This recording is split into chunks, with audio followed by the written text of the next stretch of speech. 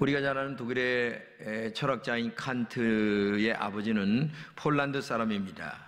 고향을 가기 위하여 말을 타고 한참 고개를 넘어가는데 예상했던 대로 강도들이 나타나 그의 가진 모든 것들을 빼앗습니다. 말도 빼앗습니다. 그래서 강도가 물어요. 숨긴 것이 없느냐? 없습니다. 그럼 가. 그래서 한참 터덜터덜 걸어서 가는데 이게 웬일입니까? 바지춤에 요만한 금덩어리를 하나 숨긴 게 생각이 났어요.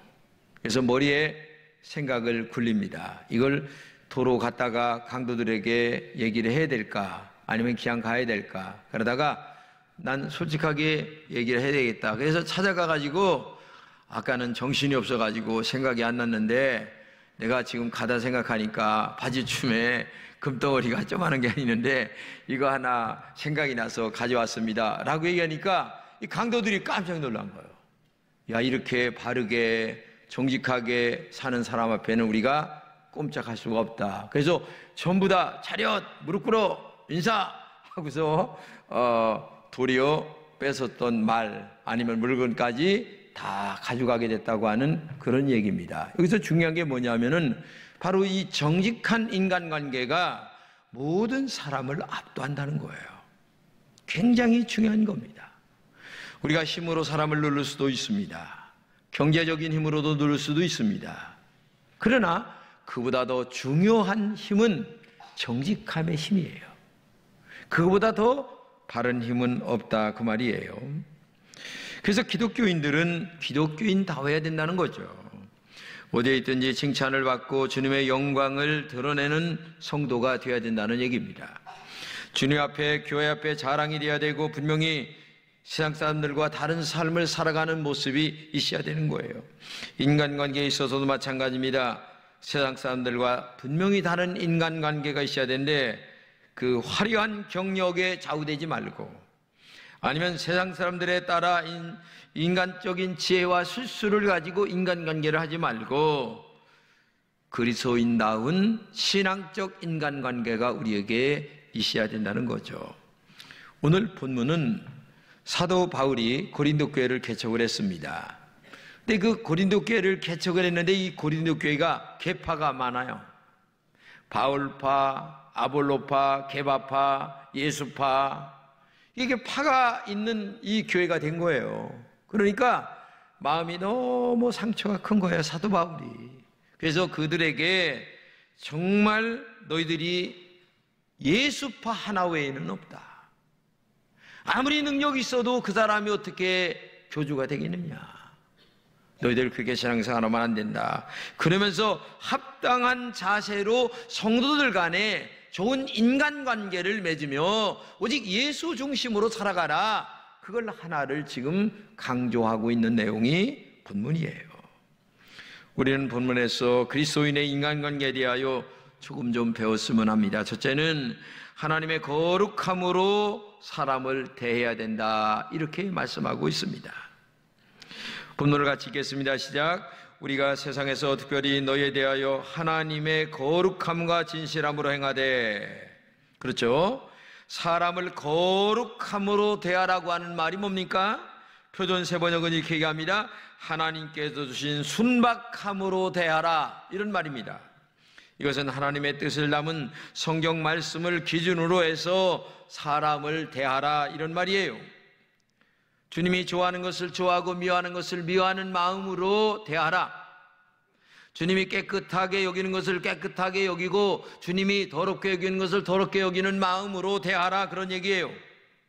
하나님의 마음이 있는 곳에 우리의 마음도 있고 하나님의 마음이 싫어하는 곳은 너희도 싫어하라. 그런 말이에요. 요즘 동성애 때문에 많은 문제가 심각합니다. 여러분 어떻게 남자가 남자, 여자가 여자, 이거는 사람 사는 사회가 있어서는 안 됩니다. 하나님의 창조의 원리는 남녀가 결혼하여 하나 되어 살아가는 것을 원칙으로 얘기합니다. 그러면 성경은 동성애를 굉장히 배격하는데 하나님이 미워하시고 싫어하시기 때문에 여러분과 저도 싫어해야 된다는 얘기예요. 또 거룩함으로 대한다는 것은 깨끗함과 순결함으로 대하는 것을 말합니다. 순수한 마음과 아름다움으로 대하라는 얘기예요. 깨끗함과 믿음으로 행동하라는 얘기입니다. 거룩한 하나님이 주신 것으로 기준 삼아 인간관계를 맺으며 살아가라는 얘기예요. 이렇게 기독교인의 기준은 확실하고 분명합니다. 성경이 옳으면 옳은 것이고 성경이 잘못됐으면 잘못됐다고 얘기하는 겁니다. 그러니까 모든 것은 성경이 기준이에요. 성경에서 맞다고 하면 맞는 거고 성경에서 잘못됐다고 하면 잘못된 거예요. 근데 우리는 문제가 뭐냐? 성경보다도 사람이 만든 기준을 법으로 먼저 정하기 때문에 문제가 된다는 얘기예요. 이게 문제입니다. 여러분, 유대인들의 그 안식일 제도에 보게 되면은 수백 가지가 더 됩니다. 몇 메다 걸어가면 안 된다. 주일날은 엘리베이터를 타면 그것도 벌써 노동이다. 하여튼 뭐 별별 다 만들어 놓고서, 근데 하나님 말씀은 쫙 빼먹고 그게 법이 돼가지고 하나님 말씀이 뒤로 물러나는 경우가 많이 있어요. 우리 인간 사회가 이렇게 살아가요. 인간이 만든 법이 먼저 우선일 때가 많다는 얘기예요. 하나님의 법이 뒤로 미룰 때가 많다는 얘기예요. 그러나 진짜 아름다운 것은 하나님의 법보다 먼저 되는 것은 없다. 이걸 알아야 됩니다. 김정한 목사님의 예화 중에 나오는 얘기인데, 프랑스의 유명한 화가인 밀레가 살던 그 시대는 이 그림을 팔아서 먹고 살아가는데, 먹고 살기 위해서는 누드화를 그리게 됐어요. 왜? 밥을 먹고 해야 되는 거니까. 그게 본의 아니게 그리게 됐는데, 어느 날 이 밀레가 사람들이 하는 얘기를 듣는데 막 음담패설을 늘어놓는 거예요. 근데 이게 얼마나 듣기가 싫은지 신앙적으로 볼 적에 이게 뭐가 잘못됐다. 그래서 집에 와가지고 와이프한테 얘기합니다. 내가 이 누드화를 그리면서 밥을 먹는 것보다는 차라리 밥을 굶고 하나님 말씀대로 사는 게 낫다. 그래서 나는 앞으로 이런 걸 안 그린다. 그러면서 이제 서정적인 이렇게 아름다운 그 장면, 시골의 들판을 주제로 해서 그림을 그리게 되는데, 밀레가 나중에 농부의 화가로 이름이 나죠. 씨 뿌리는 사람, 양치는 사람들, 이삭죽기 등 여러 가지 그림을 그리게 되는데, 정말 최고의 작품은 나중에 만종이라는 그림으로 나타나게 됩니다. 네, 이렇게 그림을 바꾼 결과가 오히려 밀레에게는 훨씬 더 역사가 존중하는 위대한 화가로 남게 되었다고 하는 얘기입니다. 오늘 우리에게 필요한 것은 뭐냐? 세상 방법을 따라가는 것이 아닙니다. 하나님의 방법인 성경을 따라가는 결단과 믿음이 있어야 됩니다. 성도 여러분들은 세상의 문화에 편승하지 않고 거룩하게 살아가야 됩니다. 주님이 사용하실 수 있는 깨끗한 그릇이 됐을 때에 진정한 하나님 앞에서 바르게 살아갈 수 있는 원칙적인 사람이 될 수 있는 거죠.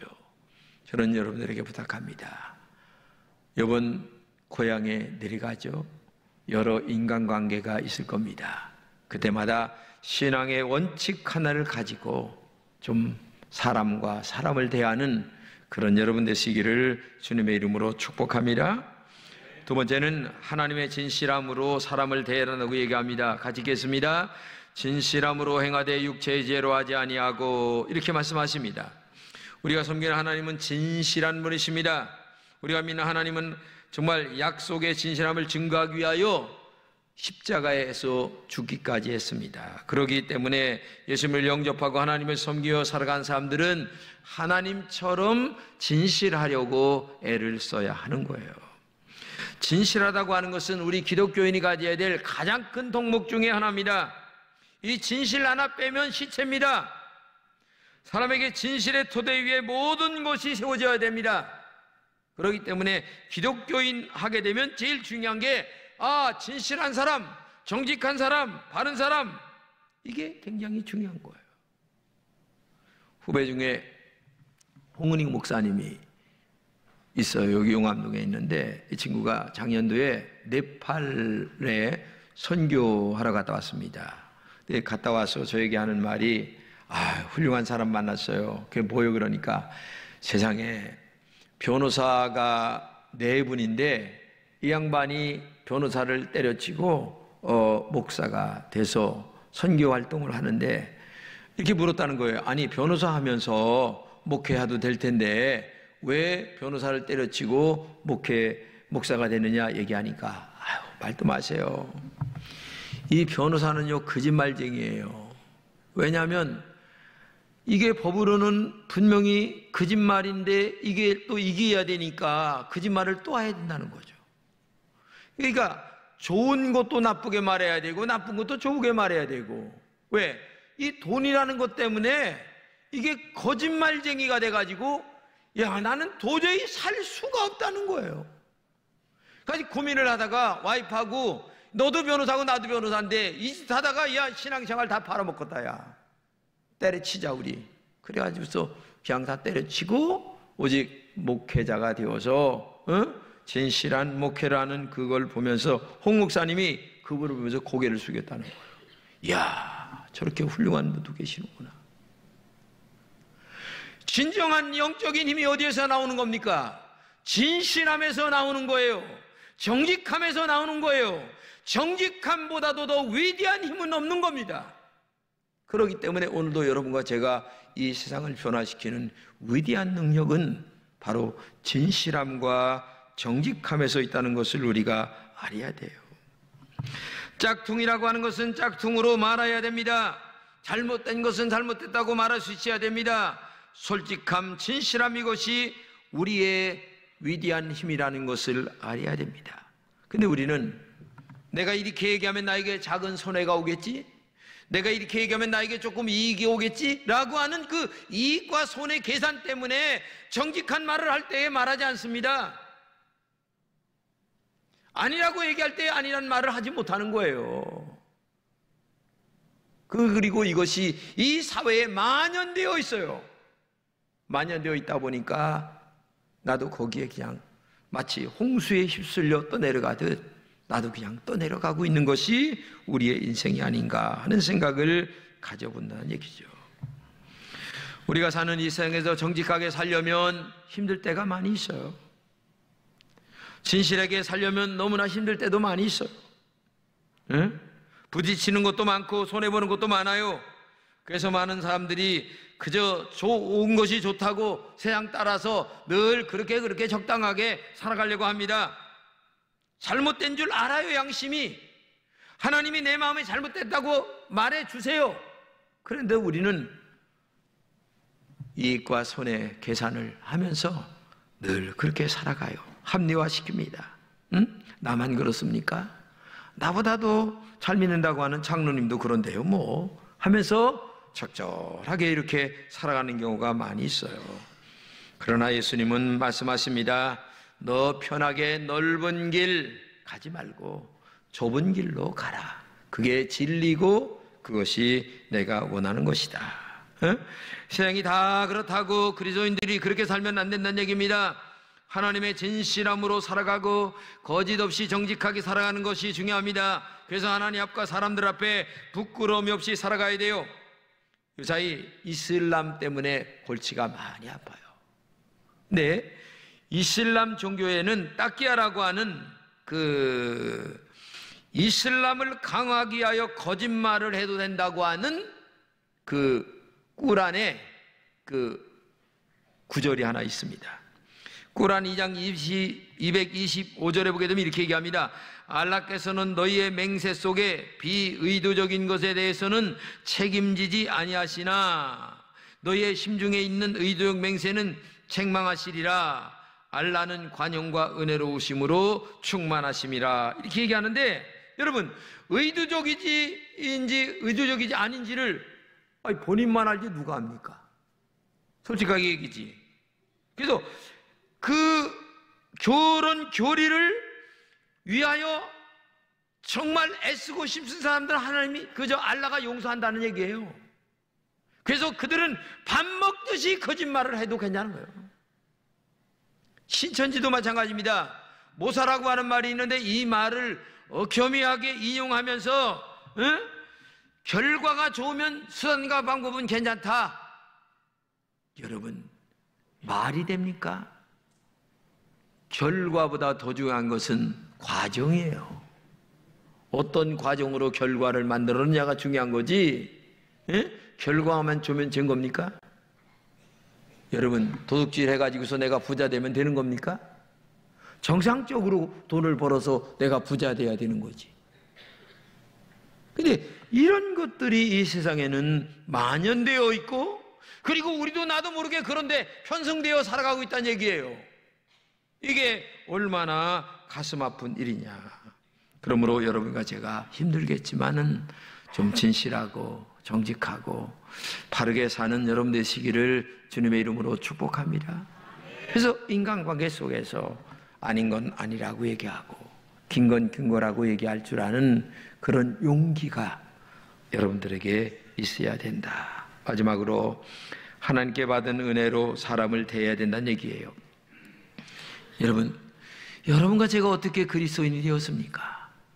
그 하나님의 아들이신 예수님이, 아니 하나님이신 그분이 아들이 되어 이 땅에 오셔서 십자가에 피 흘려 죽으심으로 여러분과 제가 구원을 받아 하나님의 자녀가 되어 오늘 이 자리에 나와 예배를 드리는 거예요. 그런데 그 십자가의 은혜가 얼마나 대단하게 큰가를 여러분들이 알고 있나를 이 세상에서 증명해 가야 된다는 거야.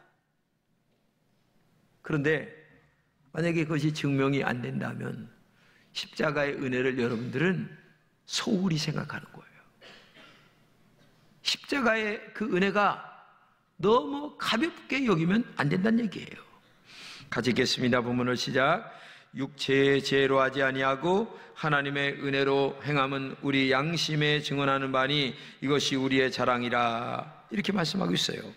우리가 예수님을 통하여 받은 이 십자가의 은혜가 얼마나 큰가를 여러분들이 정말 안다면 그 하나님의 은혜를 세상에 적용해 가는 데 있어서 빚진 자의 심정으로 바르게 정확하게 인간관계 속에서 보여줘야 되는데 이게 형편과 처지대로 산단 말이에요. 그러면 십자가의 은혜가 형편과 처지대로 발해버리는 거예요. 발해버리는 거예요. 예를 들어 십자가의 은혜가 100으로 생각한다면 100으로 우리의 삶 속에서 십자가의 은혜를 앞세워 모든 것들이 진행이 돼야 되는데 어떻게 합니까? 십자가의 은혜가 10도 안 되게 살아가는 거예요. 그러니까 거짓말해도 괜찮고 진실하지 않아도 괜찮고 이렇게 살아간단 말이에요. 그러면 하나님을 욕되게 하는 거예요. 십자가의 은혜를 저버린다는 얘기예요. 이게 오늘 여러분과 제가 살아가는 모습이 아니냐 이거죠. 그래서 이거를 성경의 비유로 얘기하고 있잖아요. 어떤 임금이 1만 달란트 빚진 자에게 빚을 갚으라 얘기했더니 와가지고 손발이 닳도록 용서해달라고, 내가 갚을 능력이 없으니까 좀 제발 좀 봐주세요. 그러니까 하도 불쌍하니까 임금님이 그 1만 달란트의 빚을 갚아줬어요. 탕감해 준 거예요. 그래 내가 없는 걸로 해주마 하면서 영수증을 쪽쪽쪽 찢었어. 근데 왕궁을 나가다 보니까 자기에게 100달란트 빚진 놈을 만났네. 이 사람이 그냥 이놈 멱살을 붙들고 넌 왜 나한테 100달란트 빚 안 갚어 하면서 막 윽박지르고 난리를 치는 거야. 땅에 그냥 뗄기를 치고. 그러니까 옆에서 이거 보고 있던, 저는 지금 1만 달란트 빚진 것을 탕감받은 놈이 와가지고서 100달란트짜리한테 저렇게 한다는 거, 이건 도저히 말이 안 된다. 그러니까 임금님한테 꽈박았어. 그 임금님이 다시 들어와. 너 이 싸가지 없는 놈 일로 와. 그래가지고서 그놈을 옥에 갖다 가두면서 너 1만 달러 갚을 때까지 하여튼 옥살이에. 이 얘기가 성경 얘기 아닙니까? 근데 오늘 여러분과 제가 똑같이 이렇게 살아요.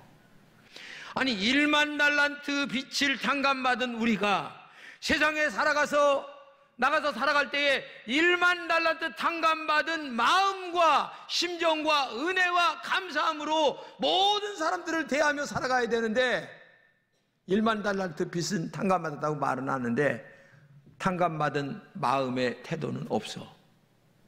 100달란트 보면은 너 싸가지 없는 놈 일로 와. 너 왜 나한테 빚 안 갚어? 1만 달란트는 없어졌어 벌써. 이게 오늘 우리의 영적 상태란 얘기예요. 여러분들이 정말 십자가의 은혜를 정말 안다면, 하나님의 아들이신 예수 그리스도가 십자가에 피 흘려 죽으신 그 은혜의 역사를 정말 여러분들이 마음에 느낀다면, 내가 1만 달란트의 그 탕감받은 그 은혜가 가슴속에 지금도 느낀다면, 내가 어떻게 세상을 살아갈 때에 100달란트짜리한테 멱살을 잡고 이렇게 얘기할 수가 있겠냐 그 말이에요. 이걸 영적으로 다른 각도로 얘기하면 사도 바울은 죄인 중에 괴수다 이렇게 얘기합니다. 내가 죄인 중에 괴수예요. 저 사람보다 내가 죄를 더 많이 졌어요. 내가 더 나쁜 사람이야. 싸가지 없는 놈이야. 그런데 별로 죄도 안 진 사람 앞에 가가지고서 죄를 묻고 있는 형편이 우리들이에요. 왜 그렇게 사냐 그 말이에요. 이게 너희가 정말 십자가의 은혜를 아느냐 그 말이에요. 십자가의 보혈의 능력을 아느냐 그 말이에요. 예수님이 사흘 동안 그저 십자가에 매달려 죽으신 그 은혜를 너희가 정말 아느냐 그 말이에요. 옆구리에 찔린 상자국, 아니 양발과 양봇에 찍힌 그 상처 입은 못자국을 너희들이 정말 아느냐 그 말이에요. 너희들이 정말 그 십자가의 은혜를 안다면 지금 그렇게 살아갈 수가 있겠냐 그 말이야. 에? 저 사람에게 그렇게 대할 수 있겠냐 그 말이에요. 아내에게 네가 그렇게 모질게 할 수 있냐? 남편에게 그렇게 기분 자존심 상하게 덤빌 수 있겠느냐? 자식에게 정말 인격적으로 얘기할 수 있겠느냐? 이거 지금 얘기하는 거예요. 정말 여러분 부탁합니다. 우리가 어떤 일을 할 때에, 무슨 말을 할 때에, 행동을 하든 인간관계를 갖든 뭐든 할 때에 제일 먼저 생각해야 될 것이 뭐냐면, 나를 위하여 죽으신 십자가에 돌아가신 예수님의 은혜를 제일 먼저 생각하고 난 다음에 말하고, 그 다음에 행동하고, 그 다음에 결정하고, 이렇게 해야 우리의 삶의 질서가, 영적 질서가 이어져 나가게 될 줄로 믿습니다. 할렐루야. 그러므로 오늘도 여러분과 제가 정말 중요한 게 뭐겠어요? 십자가의 은혜를 안고 인간관계를 맺어가라. 캘리포니아에 진짜 있었던 일입니다. 어떤 나그네가 캘리포니아의 그 광야를 걸어가는데 너무 목이 마른 거야. 물을 먹을 데가 없어. 그래서 계속 걸어갔는데 조만한 움막이 나왔어요.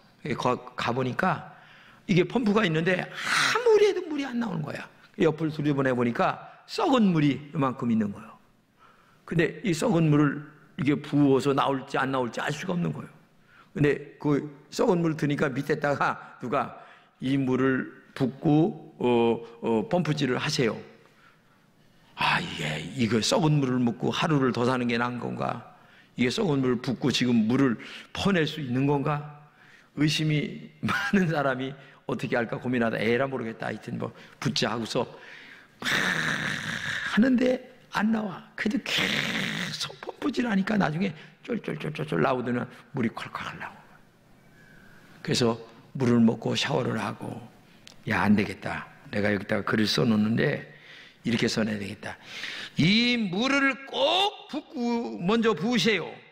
그리고 펌프질을 하면 물은 꼭 나옵니다. 의심하지 말고 하시기 바랍니다. 이 말을 써놓고 갔다고 하는 그런 이야기입니다. 다른 말로 얘기하면 하나님의 말씀대로 살면 생수가 나올 줄로 믿습니다. 믿음으로 살면 영적인 생수가 쏟아나게 될 줄로 믿습니다.